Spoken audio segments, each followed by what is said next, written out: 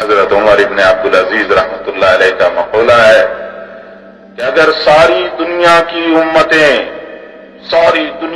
امتیں جتنی اب تک آئی ہیں سب امتیں اپنے اپنے ظالم کو لا کر پیش کریں اور ہم حجاج کو پیش کریں تو ہمارا پلڑا بھاری ہو جائے گا۔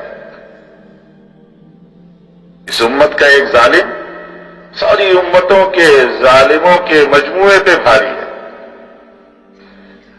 اور اگر بعد والوں کو دیکھیں تو بعد والوں نے یہ کہا ہے، بعد کے متاثرین علماء نے یہ کہا ہے کہ اگر ساری امتیں اپنے عادلوں کو لائیں، ساری امتیں جتنی بھی اب تک گزر گئی، ساری امتیں اپنے عادلوں کو لائیں، عدل والے، اور ہم عمر ابن عبدالعزیز کو لائیں تو ہمارا پلڑا بھاری ہو جائے گا۔ یعنی بگاڑ میں بھی اس امت کا بگڑا ہوا سب پہ بھاری، اور عدل میں بھی اس امت کا عدل والا سب پہ بھاری۔ حجاج کا کام یہ ہے کہ اصلاح ہو جائے۔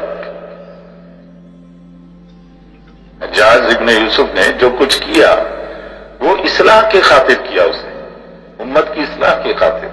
فرما رہے حضرت کہ حجاج کا کام یہ ہے کہ اصلاح ہو جائے، اس کے باوجود اس کام کے کرنے والے کا شمار ساری امتوں میں سب سے بڑے ظالموں میں سے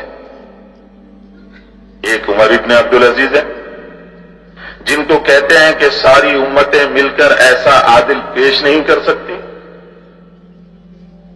حجاج کے سامنے یہ بات تھی کہ اختلاف و انتشار کو ختم کیا جائے۔ حجاج کہتا تھا اختلاف مت کرو، انتشار مت کرو، اس کو ختم کیا جائے۔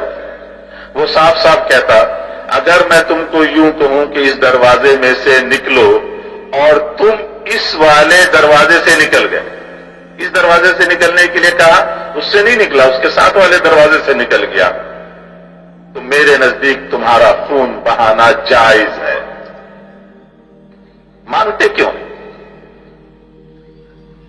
اس نے اس قانون یہ بنایا ہوا تھا جو نہ مانے اس کا سر پھوڑ دو بس۔ آج ہم دیکھیں حضرت کے ایک ایک جملے کو ہم اپنے اوپر دیکھتے چلے جائیں، ہم کیا کر رہے ہیں۔ حجاج کیا کہتا ہے؟ جو نہ مانے اس کا خون بہانا میرے نزدیک جائز ہے۔ مانتے کیوں نہیں؟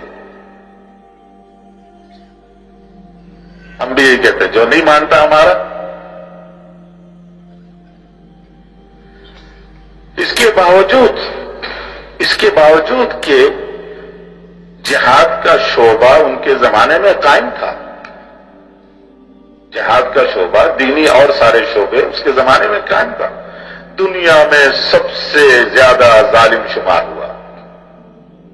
امت کی اصلاح چاہتا تھا، اطاعت چاہتا تھا، جہاد کا شعبہ اور باقی دینی شعبے بھی قائم، لیکن سب سے بڑا ظالم شمار ہوا۔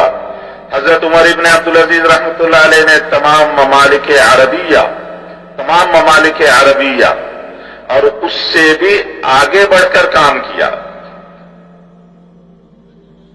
تمام ممالک عربیہ اور اس سے بھی آگے بڑھ کر کام کیا، ایسی اصلاح کی کہ ان کو خلفائے راشدین میں شمار کیا جانے لگا۔ یوں کہتے ہیں کہ اس زمانے میں حضرت عمر ابن عبدالعزیز اول نمبر کے آدمی ہیں۔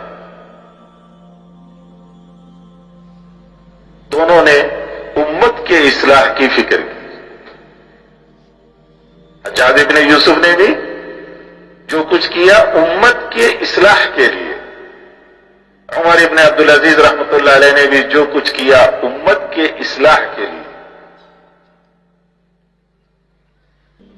لیکن دونوں کی اصلاح کے انداز میں فرق۔ ایک نے اصلاح کا کام کیا،